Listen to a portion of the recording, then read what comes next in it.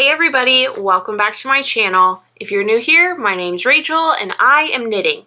Not right now, but most of the time, and I have been knitting, so I'll tell you all about it. Hi, it's episode 44. What more is there to say? Not much. This is a weekly podcast series. I guess there is more to say. This is a weekly podcast series where I tell you all the things that I've been getting up to over the course of the week prior. What I've been knitting, what I've been spinning, what I've been thinking, what I've been feeling, etc. Sound interesting? Great. Subscribe. All right. I'm not really that grumpy today. How are you? Are you grumpy? If you are, that's okay. There's certainly a lot to be grumpy about, folks. However, let me try and make this a non-grump zone for us all today. Okay, starting now. I'm going to attempt that. I'm not going to push it. Hi, hope you're all doing well. I am doing how I'm doing. Mostly well, but also it is what it is. You know, life is lifin'. Is that true for you? It's gotta be. We're all on the same planet, folks. I said I wasn't going to be a grump. All right, let's rein it in, folks, and get started. Hi, I hope you're doing great. I'm doing okay. We've been over this. Let's move forward. So, welcome to episode 44 of the podcast. Today's podcast covers my making progress, shenanigans, etc. ad nauseum from the afternoon of February 2nd through the morning of today, February 11th. You may remember last week I said that I was going to film earlier and earlier each week. Last week I filmed on a Sunday. I was hoping I would film on a Saturday, but I simply did not have it in me to wash my hair. And I could not immortalize what I looked like on Saturday onto the internet and the history of humankind, so therefore I'm filming on a Monday. You may think, why didn't you just film on a Sunday, Rachel? And you know what? Keep your questions to yourself, because I'm not interested. I'm not interested in being critiqued at this time. All right, thanks for being here. So let's go ahead and get started. I'll start the podcast, as I always do, with project updates. I'm not really that grumpy today.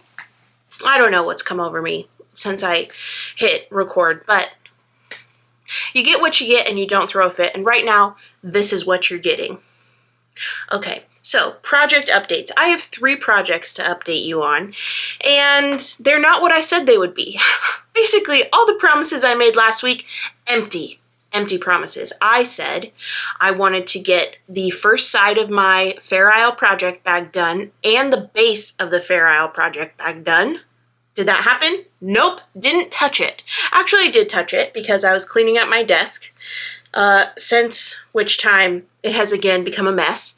But when I was cleaning it up a few days ago, I gathered all of the yarn for that project and the knitting belt. I secured the double pointed needles and I put it in my little storage compartment in the living room to work on there. So I did touch it, but it was just to move it from one room to the next. So no progress on that. I told you that you could be mean to me, that you could harass me, that you could, remind me of my dedication, my commitment, my promises. Well, guess what? I broke them. I didn't work on the Fair Isle project bag, and really, who cares? Certainly not me, and I'm literally the only one that it impacts. So we can all move on together, shan't we? All right. So there's the update on a non-update because I didn't work on it. So let's start the real updates. Starting with my carpet alchemy. I'm not as far as I was last week, and you may think, how is that possible? Well, I'll tell you. I finished the back panel of the Alchemy. This is the Alchemy by Knit California. And as I was getting towards the end of the back panel, I was thinking, this seems quite large. I know that I'm making a size larger than my previous Alchemy pullover, but this just seems quite large. So I measured my gauge, and wouldn't you know it, I was very off gauge. Well, I think I was very off. Enough to be, quite quite too big of a back panel. And I thought, how can this be possible? I just made an Alchemy pullover. I was on gauge. I used the recommended needle size. I used the recommended yarn. How can this be so disparate from the last Alchemy that I made? I was sure that these two bases were the same, but upon closer inspection, turning my brain on a little bit more to a higher frequency, I realized that the carpet yarn, this is carpet in the DK base from Cesium Yarn, they're 100% merino base.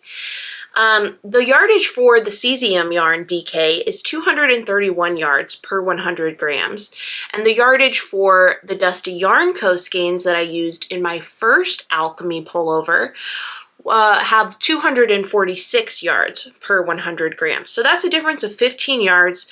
Not that big of a difference when all is said and done. However, I think that impacted my gauge, because basically what that 15-yard difference means is that the strand of this DK weight yarn in carpet is thicker than the strand of the DK weight yarn that I used on my first Alchemy. So I have started over and I've gone, have I gone down a needle size? Yes, I went down to a US size 6 or 4 millimeter. I don't know if you'll even be able to see that. So why bother? But yeah, I've gone down a needle size and I seem to be right on gauge now. So back to work on the back panel. All of my hard work erased. However, it was important to me to have a similar fabric to my first Alchemy because I just love the fabric on that garment so much.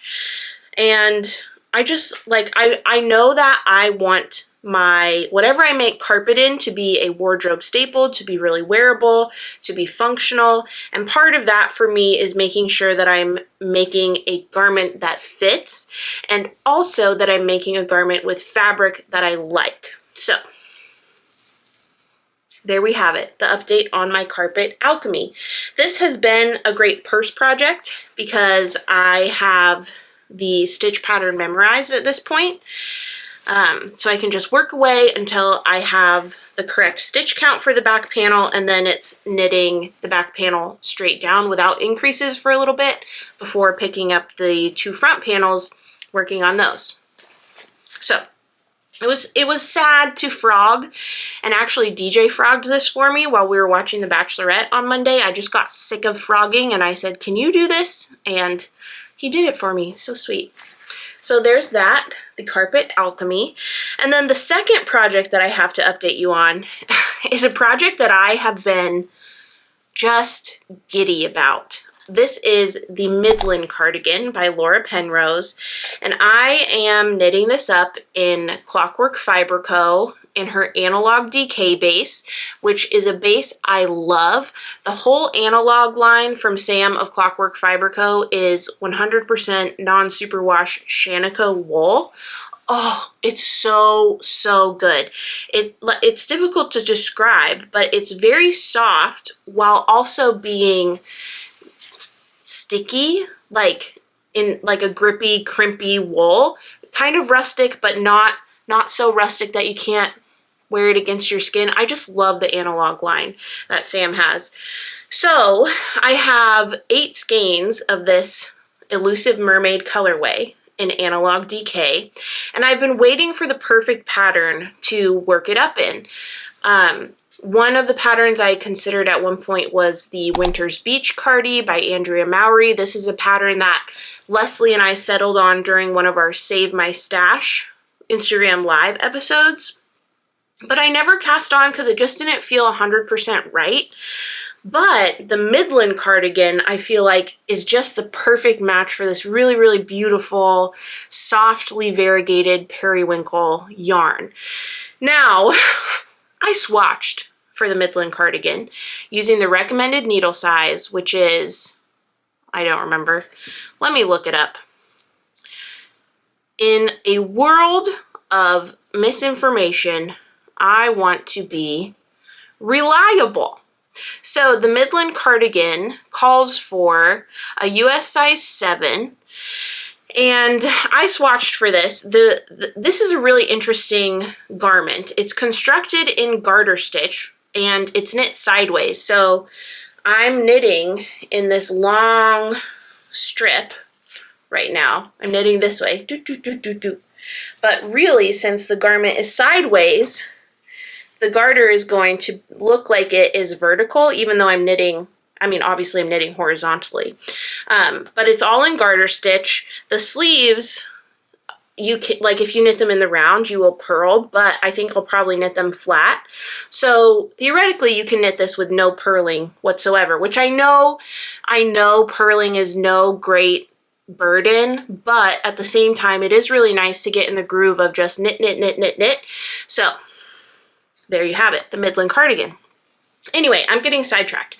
So I swatched on the recommended needle size, which is US size 7 or 4.5 millimeter, excuse me.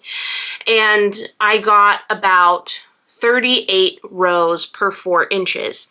Now, typically, if you don't hit row gauge, the row gauge for this pattern is 34 rows per 4 inches. So I was 4 rows greater, packed into 4 inches of space. If you don't hit row gauge for a pattern, it's not the end of the world. You can do some quick calculations to make sure that you're hitting the lengths you want throughout the garment. But for this pattern, since it's constructed sideways, you basically cast on at the side seam and then you knit this way. Since that is the way it's constructed, the row gauge is what determines the width or the circumference of the garment. So it's more important in this garment's construction that you hit row gauge over stitch gauge. Stitch gauge is going to determine how long it is from your shoulder to your hip or your waist or wherever you've chosen for the garment to sit. But row gauge will determine the width. So I decided that I would move forward with a US size 8. I didn't swatch again. I just cast right on. But I kind of started second guessing myself. I'm about, I don't know, a skein and 3/4, almost 2 full skeins in to knitting this garment. And I'm at a crossroads because the pattern is written in a really nice way, which if you've been around, you know I appreciate. Many of the sizes start the same. So I have finished basically knitting the increases for size 5, but I'm not sure if I want to knit size 5 or size 6 based on my measurements. The size 6 finished bust circumference is supposed to be about 60 and a half inches, and the size 5 is about 56 3/4 inches finished bust circumference. So if I were on gauge, I think I would prefer the fit of size 5, but as I found since doing my mid-project block, I'm not on gauge, so I think I will probably still move forward with a size 6, and I think that will give me about 8 inches or so of positive ease. So I think this will be, I hope this will be just right when I'm all done with it, but this is the first project that I've had on my needles in a while. I mean, I guess the Fair Isle project bag was one of these, but like there's no deadline associated with it. There's no obligation associated with it. It's not a test knit. It's just purely because I want to knit this. Not to say that I haven't enjoyed my other projects in the recent past, but they've all had a deadline associated with it or an obligation or something like that associated with it. They weren't just purely for me, purely for fun. And this one is, and ooh, I like it. I'm really enjoying it. So I will probably get this back on my needles. I don't know, maybe today. But as you'll see shortly, I have several other projects that I need. So I don't know when this will be back on my needles. Hopefully soon, but we shall see. So there's my second project update, the Midland cardigan. My third project update is one that I started yesterday, and this is the Margot cardigan by, who's this by? Russ Knitwear, Simone Ryan, I believe. This is a beautiful, beautifully textured pattern. It's in double broken rib, which makes a gorgeous texture. It's not blocked, obviously, so you can't really appreciate the texture. So let me show you my swatch, which is blocked, and you can see how that texture really comes alive. So we have 2 knit stitches and then a broken rib stitch, which is achieved by, on the right side, you knit all of your stitches, and on the wrong side, you do knit 2, purl 2, knit, purl 2, knit, blah, blah. What am I saying? Knit, purl 2, purl. I hope you understand what I'm saying. So basically that creates a column of 2 knit stitches of stockinette, basically, and then a column of not perfect rib, but broken rib. You can see in between these garter stitches, there's a purl row, a knit row, a purl row, a knit row. So that's what the texture looks like. I'm really excited about this, this cardigan. I don't know when I will finish it because I can see myself getting into the groove of this and just going away with it. But then also, I don't know. I have other projects that are calling to me. So this is nice to have in rotation. And this actually, I should tell you, this colorway, this yarn was gifted to me, as was actually this sweater quantity from Sam of Clockwork Fiber Co. She sent me these 8 skeins of Elusive Mermaid last year. Now this sweater quantity is from Lauren of Treehouse Knits, and it's called White Sands. And here's a full skein here that I have. It's called White Sands, and it's going to be available for purchase in pre-order format on February 16th, so that's this coming Sunday. She has a whole collection inspired by different locations around the world, and this is inspired by White Sands National Park. And this color is very dynamic, actually. From far away, as you are now, it is just a gray, a beautiful neutral gray. But up close, maybe you can tell, there's all sorts of different colors in here. There's greens and pinks and purples and different saturations of gray. So from far away, it's like the perfect neutral, and up close, it's got a lot of depth to it. Hopefully you can see this on the camera. A lot of layers of color in these skeins. So Lauren sent me the whole dye lot of this batch of White Sands on WDK, which is her 3-ply 100% superwash merino yarn. The 3-ply is really, really nice because it makes it so it's very plump. Every stitch is very bouncy. So I know that this will be a wardrobe staple.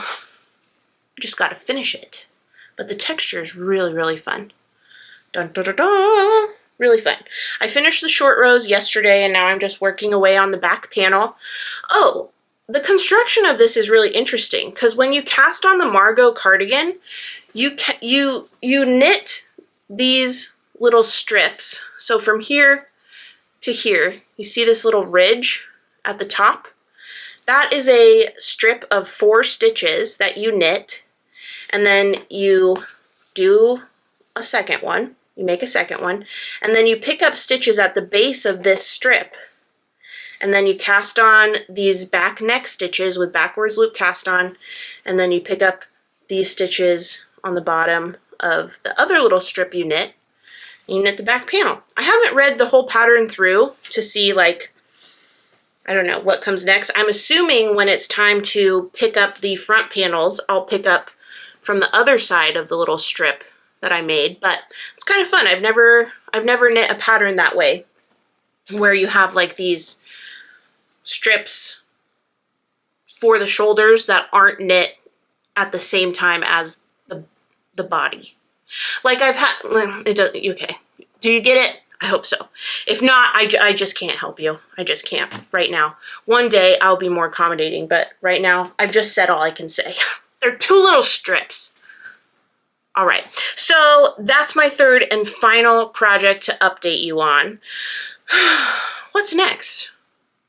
Spin diary. So I've got a lot to say with my spin diary, the first of which is so exciting. I finished my Koigu skeins. Let me show you. I am so proud of this yarn. I made this. with mine own 2 hands. Can you believe it? This is homemade yarn. I made this my own self.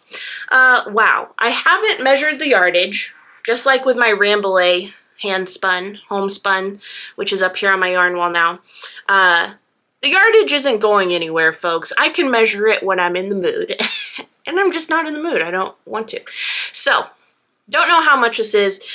I would say that this kind of is mostly a fingering, maybe sport. I mean, in some places, certainly it's as thick as a DK. But look at this. Is that not incredible? It is so gorgeous. I'm so, so happy with this.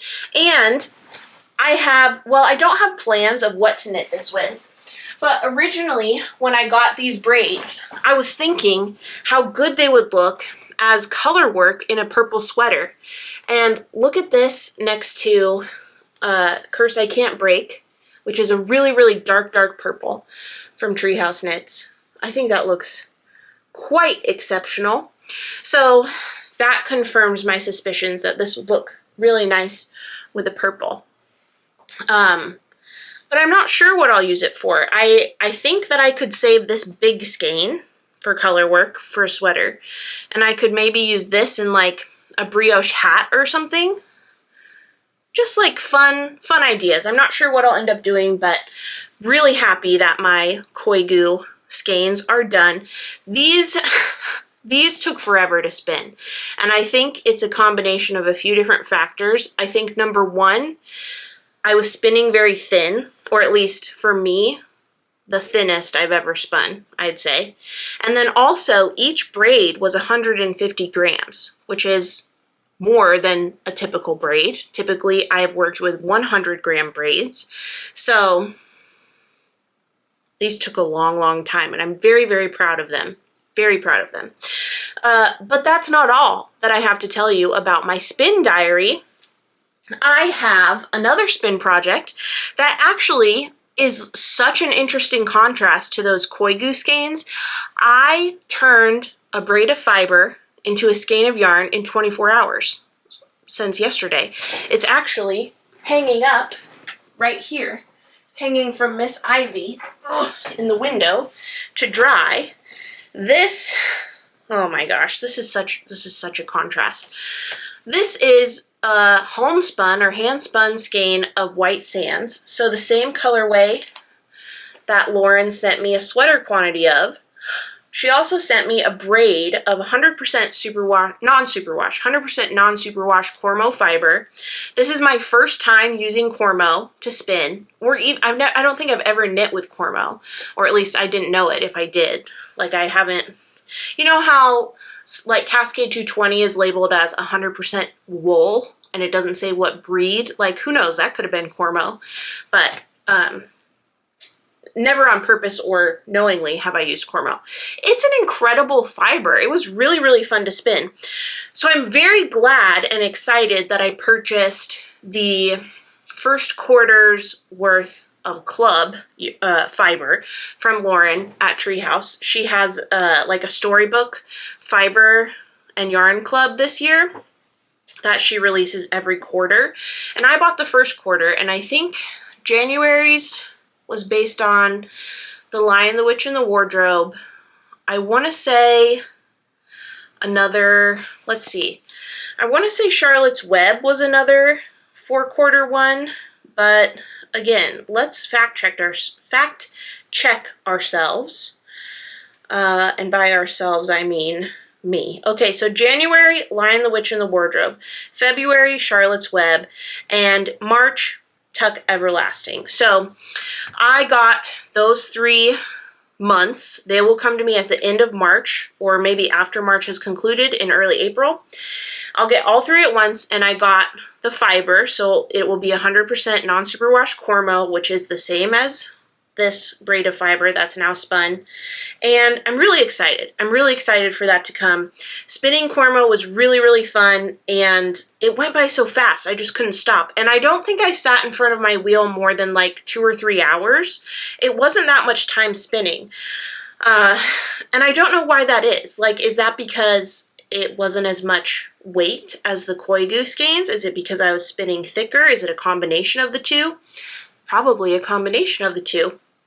But I sat down today and I finished spinning it and I chain plied it. And this is not the first time I've chain plied. It's now the second time that I've chain plied. The first time I chain plied was when I spun up my braid of El D'Amato hand dyed or hand painted fiber that I had picked up in Shetland. Chain plying is hard. I'm not very good at it, and I don't know if it's for me, but I wanted to give it another shot. I don't know if I'll give it another shot because I don't know, I'm noticing that it makes the yarn kind of ropey, and I'm not sure if that is just inherent to chain plying or it's inherent to me being bad at chain plying. I don't know. Do I want to sink more time and more fiber into finding out and maybe learning a hard lesson when I already really like the fiber or the yarn when it's a 2-ply? And I can hear you now. Oh, Rachel, you like 2-ply? Listen, how many times do I have to say? I contain multitudes. I like my 2-ply. Sorry. I do have a Lazy Kate where I could make a 3-ply without chain plying, which I may do one day. Like maybe that would be fun to spin up January, February, and March from the Treehouse Fiber Club, and then using my Lazy Kate to make a 3-ply out of all 3 months. I like that idea. But there's my spin diary update. Surely by next week, this skein will be all dry, and I can show you how it turned out. But for now, it is drying. That's a pretty good setup when I have a skein all set to go and drying. I put it on Miss Ivy pole in the window, and that speeds up the process. So that concludes my spin diary. So let's move to the next section, which is acquisitions. I have a couple of fun acquisitions. In fact, I thought I only had 4, but I see 5 in front of me. So let's go through all the things that have come to my doorstep in the last week. Some of them you've already seen, like for instance, I have a sweater quantity of the White Sands yarn from Lauren. See? And in this bag also originally was the braid of White Sands as well. I wasn't sure what to make at first. Like originally when I was picking yarn, I was thinking I would make the Midland with this yarn. But then I learned that you want to avoid superwash for the Midland cardigan at all costs. You want a grippy, structured, untreated wool. So that was out. And I think the Margot cardigan is really going to scratch the itch of texture that I envisioned when I was picking this sweater quantity out. So there's my acquisitions from Treehouse. The next acquisition I have is from, let's go with the Knit Picks acquisition. So Knit Picks contacted me and they wanted to know if I would be interested in receiving a sample box or a sample package to try some of their yarn, and I said absolutely. And I thought that they would just send me a generic set of stuff, but then they asked me like my color preferences and my fiber preferences, and I don't remember what I said for fiber, but of course I said I love purple, and here's what they sent me. I got a cake of gloss, which is 70% merino wool, 30% silk, and this is in the colorway Lilac Mist. Really pretty, nice light purple. And then I also got a cake or a ball of Andean Treasure in the colorway Royal Heather, which is 100% baby alpaca. Really pretty. I think that these two would go really well together, but I don't know about combining baby alpaca with merino and silk. Like, is that a good idea? Not sure. But the real star of the show, well, before I show you the star, they also sent me a purple tape measure. Can never have enough tape measures. But here's the star of the show. This skein of Altiplano. It's a worsted weight yarn. This is in the colorway Morado. And it is 65% wool, 35% alpaca. And based on how it feels, I'm guessing that it is a non-superwash wool. And when I Googled this base, Google told me that it was a non-superwash wool. So I'm going to go with that. It is really dreamy, really squishy, and like, I don't know, it just feels sturdy and substantial. I would definitely make a sweater out of this. And it's like the Shanico in that you can tell it's rustic, but it's not uncomfortable, at least not for me to have on my skin. So I really, really like that. So thank you to Knit Picks for sending me these treats. I'm excited to work with them at some point. And then the next acquisition I have, so many acquisitions today. I got my February installment of the Row 1 Carnival of Color Club subscription, which is basically 100 grams of yarn that Row 1 sends to you.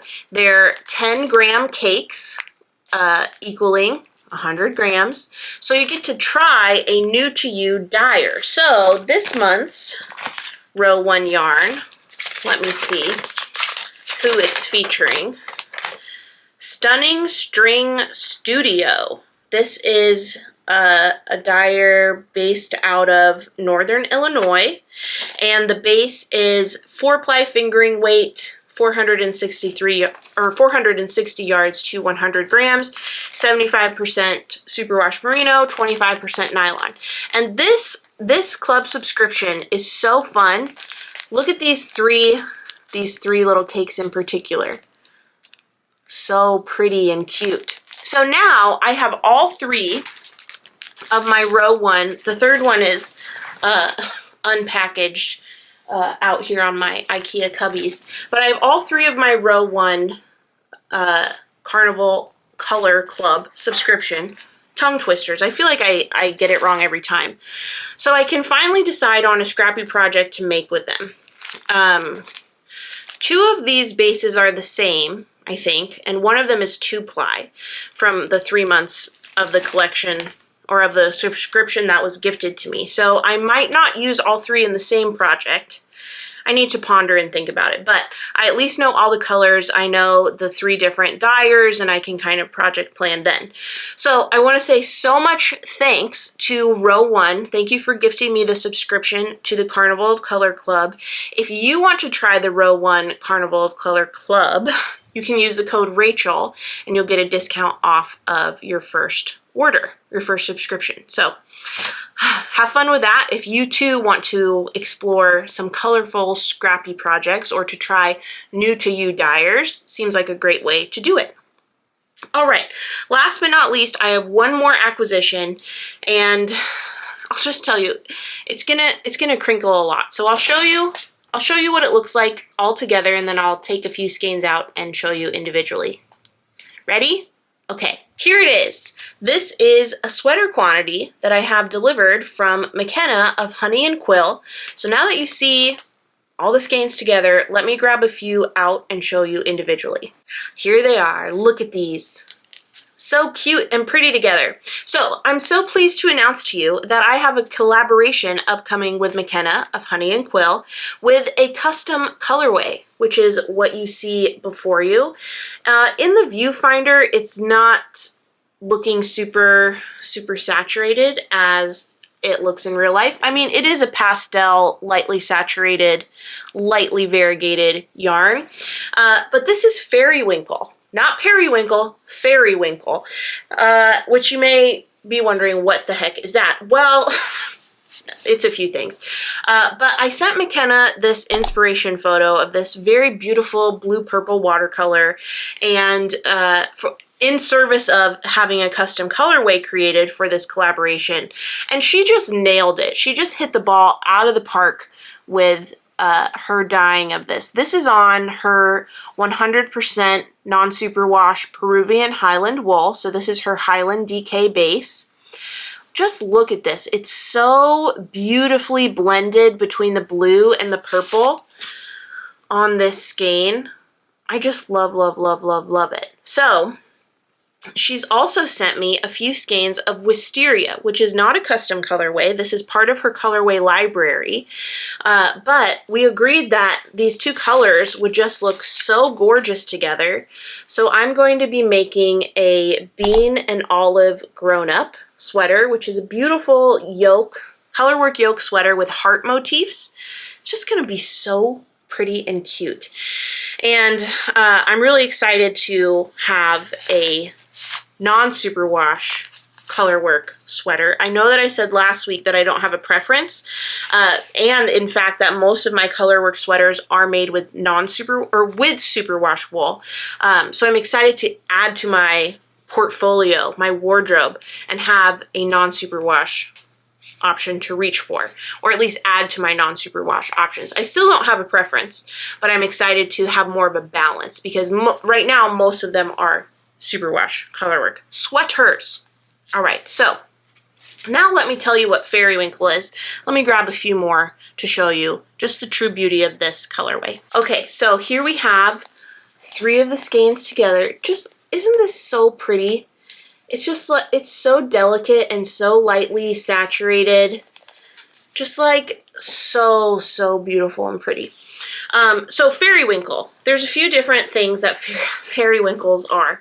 I grew up in the Pacific Northwest, and I went to camp where we had a creek, and in the creek there were these bug creatures that built little houses around their bodies of tiny little rocks and twigs.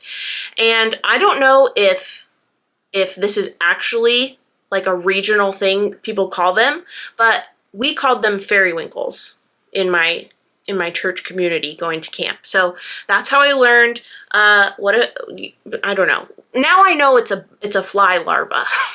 That it is. It's not, nowhere when I Googled Fairywinkle did it indicate that these little bugs, that was an actual name. Update, okay, so apparently they're called periwinkles, but I guess my group had it wrong, or I misheard my group, and I ran with Fairywinkles for the rest of my life. I don't know if my family and my church family were the only ones who called them this, but I knew them as Fairywinkles. Also, when we got our first dog when I was a little girl, I wanted to name her Fairywinkle. She was a tiny little dachshund, a little wiener dog, a ginger wiener dog. I wanted to name her Fairywinkle, and to this day I think that would have been a great name. Instead, we named her Cooper. Boring. Fairywinkle would have been fabulous. Fabulous name for her. I went on to have dogs named Mittens. We didn't name her that. And we had Mittens' daughter named Diddley Squat, and then we had another daughter of Mittens named Dempsey, and now I have Darby O'Gill. So anyway, I wanted my first dog to be named Fairywinkle, but it was not to be. So now, I along with McKenna and her blessing, we are happy to collaborate to release to you Fairywinkle. Yes, that's right. I am long-suffering, and I do remember lost hopes and lost dreams, and I try to make them come true later on in life in whatever way I may do that. So today that means, even though I couldn't name our first dog Fairywinkle, I get to name a collaboration colorway Fairywinkle. Thank you for understanding. So, very excited to cast this on. I'm hoping to cast this on next week, and I think it will just fly off the needles because I love color work, I love yokes, and it's so motivating to knit a color work yoke and get to sleeve separation and do like your little cute flat lay photo where it's just a circle. So satisfying. So I'm very, very excited about that. Very thrilled to be working with McKenna. And if you haven't seen McKenna's yarn, make sure that you go and follow her at Honey and Quill on Instagram. She's a very, very talented yarn dyer. So that is all that I have for acquisitions, which means we can now move into the Q&A section of the podcast. For today, I've selected 3 questions from the Q&A Google form. As a reminder, if you'd like to have your question answered, the only way to have that happen is to ask it. So go ahead and click on the Google form link in the video description if you have a question for me. I hope to get to as many as I can, maybe like 2 or 3 a week. So this week, I've got 3 for us. First, any more plans for the true cost of handmade videos? The answer is yes. If you're not familiar, I made 2 of them last year. I basically walked through the true cost of handmade for a Christmas stocking, a hand knit Christmas stocking, and a hand knit rat toy, stuffed animal thing. I meant to do 1 a month, but the best laid plans, don't stay laid. Anyway, it didn't happen. But do I plan to do more? Yes. I would also like to do 1 a month this year. However, January's already gone. So I'm trying and failing to do a lot of the things I intend to, but yes, I do hope to make more of those. I want to make a how much does a hand knit sweater cost, how much does a hat cost, how much does a pair of cranked socks on the circular sock machine cost. Actually, I filmed an entire video and edited an entire video on how much a tea room lamb costs, because I did one for a commission, and ultimately I decided not to upload it because it felt, I don't know, it felt awkward to me because I had received a commission order for it, and then I was going to upload a video about how, I mean, ultimately, basically, I priced it way too low, and I didn't want the person who had commissioned the lamb to feel like, I don't know, I was being passive aggressive and saying like, you should have paid me more, when they just paid the price I said, which was already a high price. So anyway, yes, I do plan to make more of those. If you have specific ones that you'd be interested in, like a specific pattern, not just a type of pattern like sweater or hat, but a specific pattern, let me know in the comments and I'll see what I can do. Yes, so second question, what tips do you have for someone new to knitting? I'm dying to make a sweater. My tip is make the sweater. Do it, because you're going to make mistakes. Okay, you're going to hate to hear this. If I were listening to this advice, I would think, oh my God, absolutely not. I'm not just going to dive in. I need to be perfect. I need to achieve proficiency. I need to achieve mastery before I take even the first baby step forward. I get it. I know. But even if you feel like you've achieved proficiency, even if you feel like you are equipped and able to tackle whatever pattern you've decided or whatever thing you want to make, you're still going to make mistakes. Either you'll be off gauge, or you'll lose yarn chicken, or you'll twist your stitches, or whatever. Something is going to happen. So you might as well just dive right in and make the mistakes along the way. You're going to learn from them. It will not be a wasted experience. It's something that you have to do in order to, I don't know, continue to grow and level up in your skills, whether that's knitting, whether that's, I don't know, your reading level, speaking to my nephew watching this, whether it is your math skills, whatever. You have to practice. So I would suggest just be committed to learning and dive right in. Go slow, go steady, but you can learn on the go. You don't have to feel like you've achieved a certain level in order to be worthy of attempting something. So I would say get yarn that you like the feel of, you like the color. You're going to want to keep picking it up. Like for instance, this project, my Midland cardigan, I just want to knit. I don't want to stop knitting on it because the color is so fun and so captivating. So pick something that you just love working with. Either you love the feel of or you love the color. You just can't get enough of it, because then you'll keep reaching for it. And if you keep reaching for it, you'll keep knitting, you'll keep getting better, and it'll just snowball as you continue to improve. So maybe that's not the best advice, but my advice would ultimately be go for it. What you do is what shall be, and I'm in your corner supporting you. All right, third and last question. I don't know, it might be boring, sorry. What area did you get your PhD? English literature. There you go, 3 questions answered. English literature, I am a Victorianist. Another bleak moment in time. But also the Victorians were so interesting. Like, they were really concerned about the environment at the same time as ravaging the planet for its resources. But that's a whole nother channel for a whole nother YouTube channel topic, podcast. Oh my gosh. I'm off the clock, folks. We're not talking about this anymore. All right, let's move on to announcements.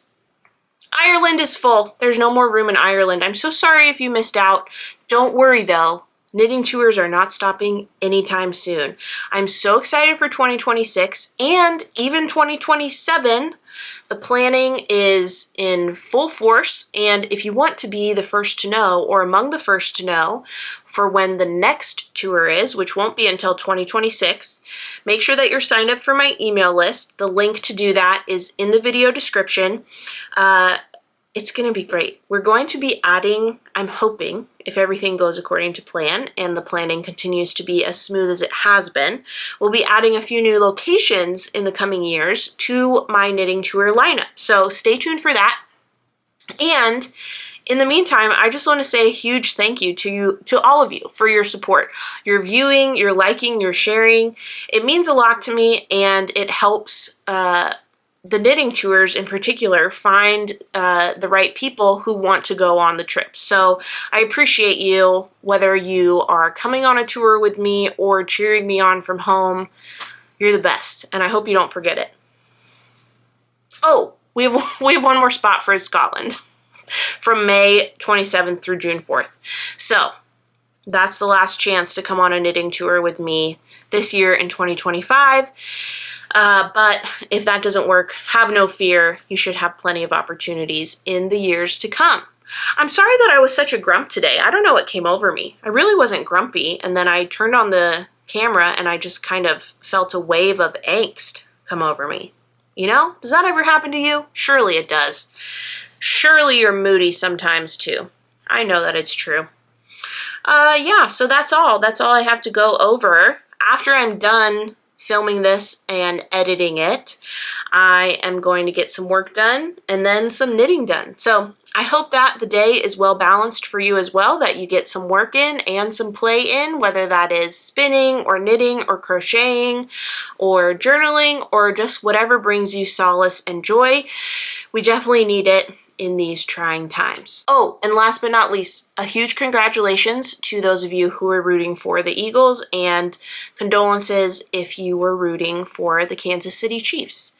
Yeah, that's all I have. So I hope you liked this video. If you did, please give it a thumbs up, subscribe to my channel if you don't already, and hit that notification bell to be notified of my next upload. Last but not least, head over to Instagram, Facebook, and TikTok and follow me at Rachel is Knitting if you don't already. Thanks so much for watching, and I'll see you next time.